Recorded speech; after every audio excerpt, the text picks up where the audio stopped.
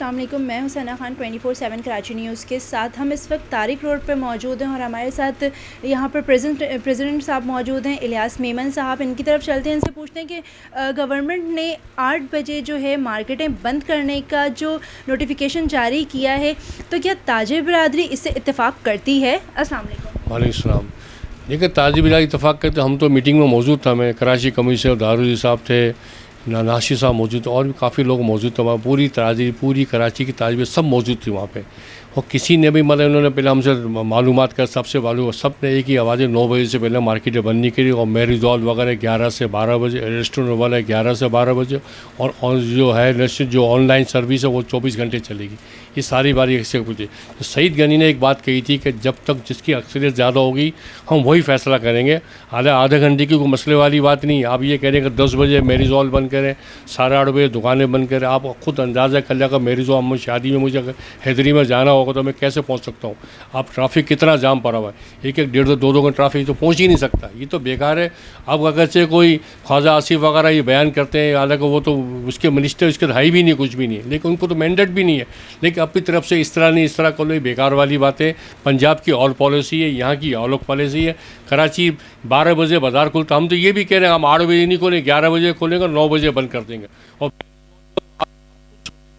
इतनी जाम है, इससे कोई भी कर नहीं सकता। तो हमने इससे ये बात भी करी हुई कि आप 11 बजे तक मैरिज हॉल करें और ऑनलाइन जो 24 घंटे शुरू करें और रेस्टोरेंट वगैरह 12 बजे बंद करें। यहाँ कराची में तफरी क्या है? कराची में यही तफरी है ना, लोग खाने पीने चले जाते और तो तफरी है ही नहीं। चोरी डकैती, लूटमार, मोबाइल छीनना, ये सब चीज़ें पड़ी हुई हैं। आज भी 3 दिन में ताई रोड से दुकान लूटी गई, यहाँ पे रात को गन पॉइंट पे पैसे लूट कर लेके। ये कौन है? DI साहब नहीं लेके, वज़ीर आला साहब नहीं लेके, नासिर साहब नहीं देख रहे। इस पर किसी पे है ही नहीं। जब तक ये क्राइम पे नहीं हो, इस पर नहीं करा जाएगा, ऐसे कराची को बिल्कुल लावारिस छोड़ दिया। कराची का जो कोई मैंडेट है ही नहीं। और 99% 95% सब बाहर की चोरी डकैती लूटमार कर रहे हैं। और इतनी परेशानी, इतना लोग खौफ के अंदर है, अब तो जान से मार देते हैं। तो ये हमारी फोर्स कहाँ है? हमारी रेंजर्स कहाँ है? हमारी सिंध की हुकूमत कहाँ है?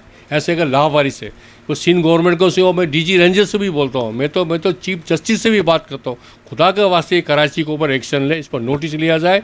और सदर मोहतरम साहब जो कराची के रहने वाले, इनसे भी बोलते हैं कराची के ऊपर नोटिस है। कराची की बहुत बुरी हालत है। एक तो वैसे कारोबार 30-35% कारोबार है, कारोबार की बहुत ज़्यादा पोजीशन ख़राब है। और नासिर साहब भी कहते हैं कुछ भी नहीं है, एडिशनल IG साहब कुछ भी, क्या कुछ भी नहीं है? खुद कहते हैं कैमरे लगाओ। आप यकीन मानना कि इतनी बुरी पोजीशन है, घर के बाहर भी डर लगता है, रात को जाते हुए लगता है, मैरिज हॉल में खाना खाना उसमें डर लगता है कि खाना खाते हो वहाँ डर लगता है कोई आना जाए। आपको खुद को पता है तमाम सोशल मीडिया के अंदर गन पॉइंट पे लोग कॉम लेकर लूट रहे हैं। कौन आदमी है? सबको अंदाजा बात है। तो गवर्नमेंट इस पर सोच ही नहीं, इस पर बात ही नहीं कर रही। लेकिन इलियास साहब, अभी कुछ टाइम पहले कामरान तिसूरी साहब ने ये कहा था कि जिस एरिए से जो है वो, अगर जिस एरिया में डकैती की वारदात या चोरी की वारदात होती है तो वहाँ के जो है SHO को मुअत्तल कर दिया जाएगा। लेकिन अभी तक इस तरह की कोई भी अमल दरामद नज़र नहीं आ रहा है। ये सिर्फ बातें ही हैं इनकी भी क्या? कामरान तिसूरी की क्या वैल्यू है? क्या गवर्नर है? सबको पता है वो गवर्नर तो ये तो नहीं, यानी कि 18वीं 13वीं में सिंध गवर्नमेंट कामरान तिसूरी वही थोड़ी मैंडेट है इसके बाद। वो तो वफाक का आदमी है, वो क्या करेगा? वो तो बयान दे रहे हैं ना, वो तो बयान देने दो, वो तो मसले वाली बात नहीं। सिंध गवर्नमेंट जो यहाँ का वफाक है, जो वज़ीर आला मुराद अली साहब, नासिर साहब, सईद गनी है, ये लोग उनका मैंडेट वो खुद देंगे। जरदारी साहब, बिलाल साहब, ये मैंडेट देंगे। गवर्नर साहब की क्या? गवर्नर साहब थाने में पुलिस जाओ थोड़ी उसको SHO को मुअत्तल कर सकते हैं। उम्र के भी उसको वो थोड़ी इख्तियार थोड़ी है।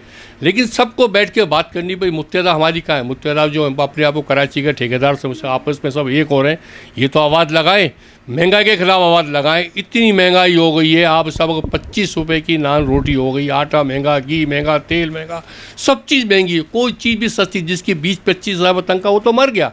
वो तो किराए का बिजली का बिल भी नहीं भर सकता। अभी सुना बिजली के दोबारा पैसे बढ़ने वाले, अभी सुना IMF से कर्जा लेने फिर बनाए। IMF के चुंगल में फंसे हुए, IMF को उसके अंदर फंसे हुए। ये सबको तबाह बर्बाद कर रहे। ये 8 महीने के अंदर ये मुल्क को तबाह बर्बाद कर दिया। कोई भी नहीं है। आप बताइए इसाक डार जो है अरबों करोड़ों के वहाँ से 4 साल वहाँ रहे, वॉशिंग मशीन से निकल के सारे केस माफ़, पैसे माफ़, सब कुछ बात।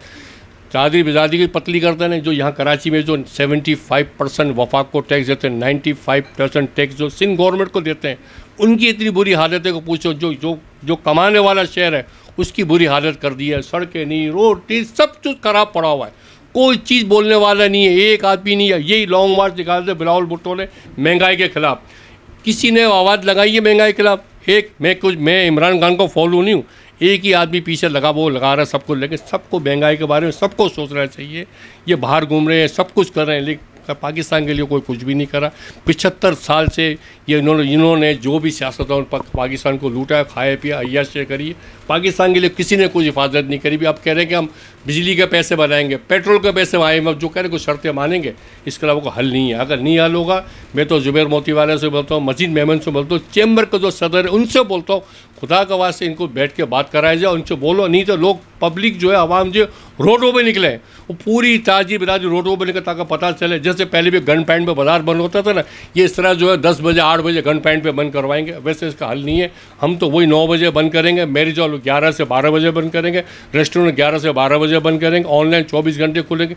जब इनकी बात मानेंगे, इससे पहले हम बात मानने वाले। सर, अगर देखा जाए तो कराची पहले ही जो है वो खसारे की तरफ जा रहा है, कराची में पहले ही बिजनेस नहीं है, लोग जो है वो बेरोज़गार हो रहे हैं। तो अगर ये मार्केटें भी टाइम से पहले बंद होने लगी, क्योंकि हमारी आवाम सोकर ही 2 बजे उठती है, ठीक है, अगर वो 2 बजे के बाद 3 बजे मार्केट आती है और 8 बजे मार्केट बंद होती है, तो ना तो ताजिर बरादरी कुछ कमा सकती है, ना ही लोग शॉपिंग कर सकते हैं। देखिए, 63 अरब रुपये के बच्चे, 1 पैसे की बचत नहीं की, 1 पैसे की को आधे घंटे में। हम थोड़ी मांग रहे हैं कि आपसे, हम तो आधे घंटे का रिलीफ मांग, हमने कहा 9 बजे बाजार बंद कर देंगे। अब क्या हुआ, पुलिस वाले धावा बोलेंगे, आपके एसोसिएशन कमीशन धावा बोलेंगे, भत्तेखोरी चल जाएंगी, परेशानी होंगे, सब कुछ होगा।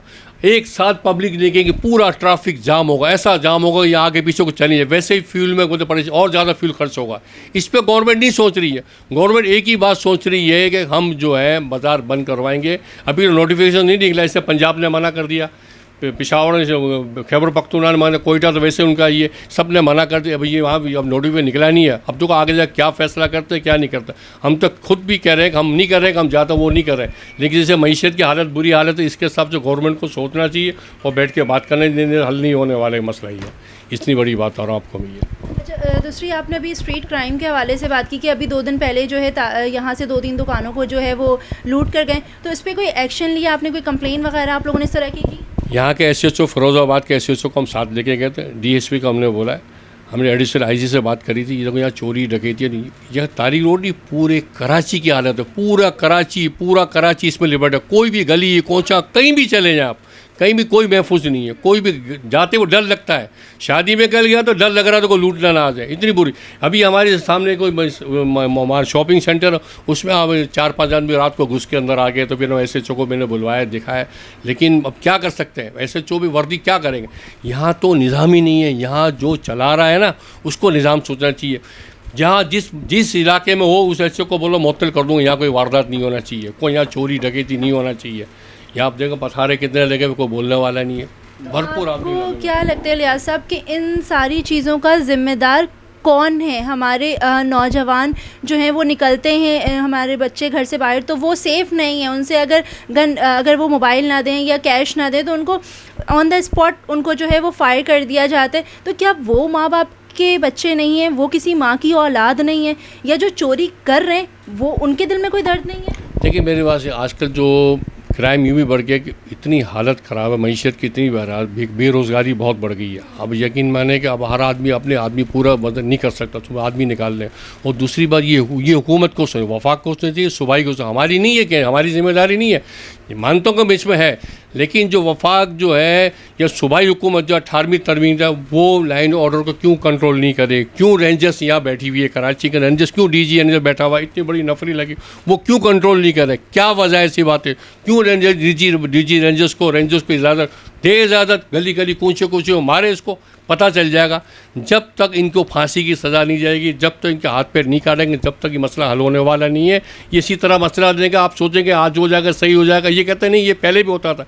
पहले क्या होता था मेरे भाई, हर आदमी परेशान है, खुद देखे एडिशनल IG खुद बोलते हैं सब कुछ दे दो, छोड़ दो, इससे कोई नहीं फ़र्क पड़ता है। भाई क्या नहीं फ़र्क पड़ता, इनके साथ हो तो मालूम चले। हमारी एसोसिएशन कमिश्नर है, वो लूट गई यहाँ पे आके भादोरा 4 महीने, उनको पर्स वर्स छीनी, सब मोबाइल सब छीन लिया उनसे। आप बताइए क्या सिक्योरिटी, उनके पास सिक्योरिटी भी साथ थी, जब भी लूट लिया। यहाँ पे पुलिस का निज़ाम गंदा है, पुलिस वाले ईमानदार सच्चे खरे होत एक पैसे की कोई चोरी डकैती चाइना के अंदर है ना, कोई चोरी डकैती का तो उसको गोली से मार देते हैं, वहाँ क्राइम हो तो उसको गोली भी उसको घर वालों से पैसे लेते हैं। यहाँ ऐसा ही निज़ाम ही नहीं है। आपके कहने का मतलब है कि इसमें पुलिस भी मुलव्वस हो सकती है? पुलिस लेवल में ये नहीं कह रहा, आप पुलिस पे तो किसी पे इल्ज़ाम नहीं लगा रहा, लेकिन बाज़ार तो नज़र ही आ रहा है कोई प्रॉब्लम है ही वाली बात। ये क्यों, ये अगर जब बाहर से लोग आ रहे हैं इस पर कंट्रोल क्यों नहीं करा जा रहा है? कौन आ रहा है कौन नहीं जा रहा, कुछ शनाख्त क्यों नहीं करी जा? दुनिया में कानून है, दुनिया में कानून है, हर चीज़ लिखत पढ़त पे होती, कौन आदमी कितना क्या, हर आदमी आ रहा है, जिसको देखो चले आ, देखो आप कोई भीख मांग रहा है, कोई क्या कर रहा है, या लंगर खाने खुले में दे दबा दो लंगर खा रहे हैं 24 घंटे, को फिक्र ही नहीं है लंगर वालों कौन आ रहे हैं खाने दो, सवाब किस चीज़ का सवाब मिल रहा है मेरे भाई?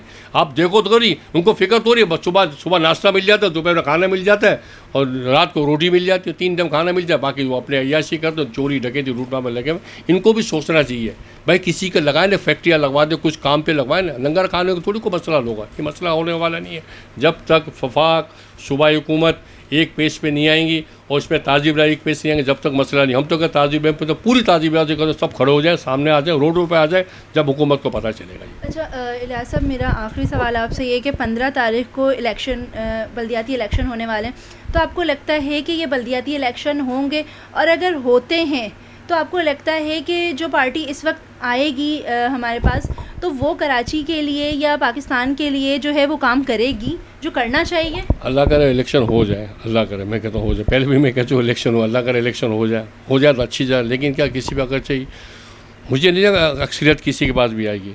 हालांकि सर जमातें काम करी, आलम मुत्तहिदा में आपस में एक हो गई हैं, पीपल्स पार्टी भी पूरी कोशिश कर रही है, जमात इस्लामी भी पूरी कोशिश कर रही है, हो सकता हो, देखो अब कौन आता है कौन नहीं आता, इलेक्शन हो जाए तब जो किसकी अक्सरियत आती है, लेकिन कराची वालों का काम करेगा तो फ़ायदा हो, नहीं होगा तो फिर वैसे क्या, अगर उनको वो भी इख्तियारात मिलेंगे तो बल्दियाती इख्तियारात नहीं मिलेंगे तो बेकार है, फिर इनको फ़ायदा नहीं बनने से। अकेले हमारे पास इख्तियारात ही नहीं, 4 साल वसीम अख्तर रोता रहेगा हमारे पास इख्तियारात नहीं है, इनको इख्तियारात देना चाहिए, फुल इख्तियारात देना चाहिए, अच्छा इलेक्शन हो जाए, काम होना चाहिए कराची वालों का।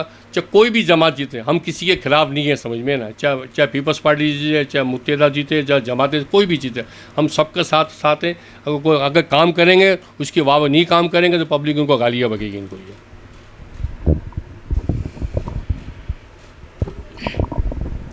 जी, ये थे हमारे साथ प्रेसिडेंट तारिक रोड इलियास मेमन साहब। इनकी गुफ्तगू आपने सुनी। इनका कहना यह है कि ताजिर बरादरी जो है वो भी किसी हाल में सेफ़ नहीं है। अभी 2 दिन पहले जो है वो यहाँ पर इनकी शॉप्स को जो है वो लूटा गया। तो इनकी डीजी रेंजर्स से और आला हुकाम से इतनी अपील है कि इन लोगों को जो है वो तहफ़्फ़ुज़ दिया जाए, इनके लिए कदम उठाया जाए, आगे आया जाए और इनको जो है वो तहफ़्फ़ुज़ जो है वो फ़राहम किया जाए। जी, कल मिलेंगे फिर किसी नए मेहमान के साथ। जब तक मुझे दें इजाज़त, अपना रखिएगा बहुत ख्याल। अल्लाह हाफ़िज़।